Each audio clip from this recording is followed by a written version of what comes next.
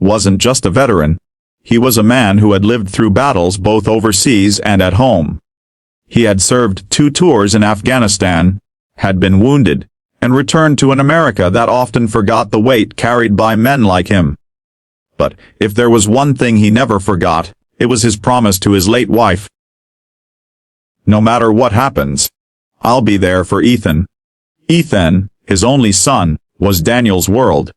After his wife's passing, Daniel raised him alone, juggling night shifts at a factory and odd construction jobs during the day. They didn't have much money. Sometimes they barely scraped by. But Ethan grew up knowing he had something far more valuable than riches, a father who loved him fiercely. Graduation day was supposed to be the payoff. Daniel had worked himself ragged to buy Ethan's cap and gown, to keep the lights on, to make sure his son had every chance at a better future. He pressed his only suit that morning, the same one he had worn to his wife's funeral, and tucked the small American flag he carried everywhere into his breast pocket. But as he approached the school auditorium, his worn shoes clicking softly on the pavement, 2 security guards stopped him at the door.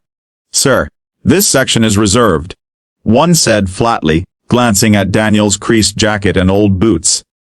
Daniel frowned. "I'm not here to cause trouble. I'm just here to watch my son graduate." The taller guard crossed his arms.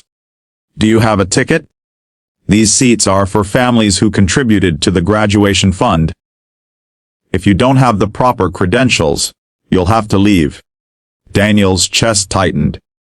He had scraped together enough money for Ethan's cap and gown, but he couldn't afford the donation the school had asked parents for.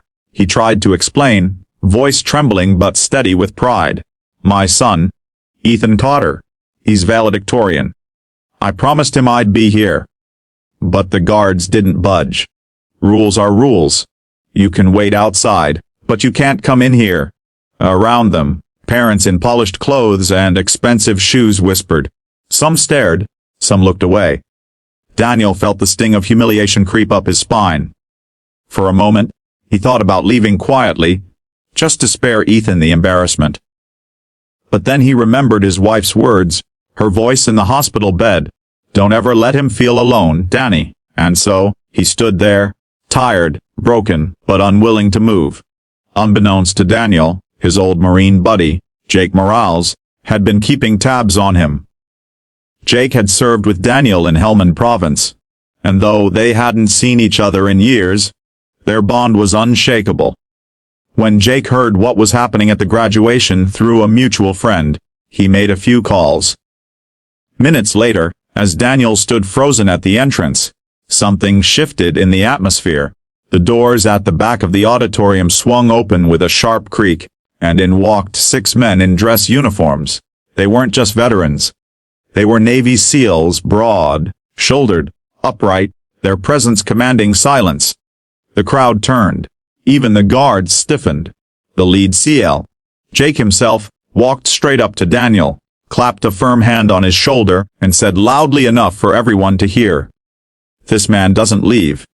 He fought for this country. He raised his boy alone. He belongs here more than anyone."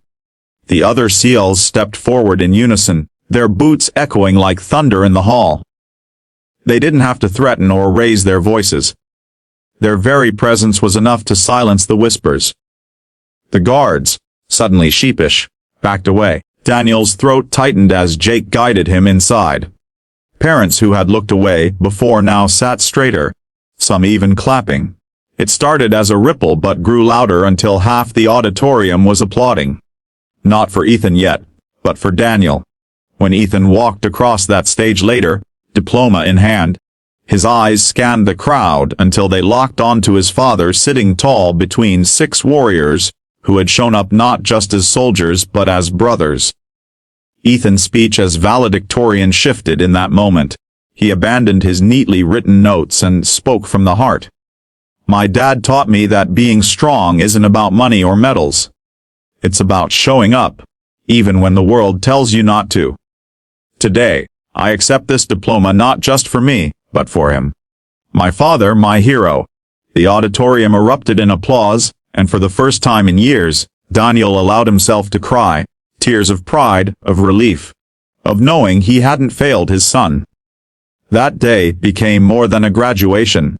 It became a reminder that brotherhood doesn't end on the battlefield, and that love, especially a father's love, can outshine any obstacle.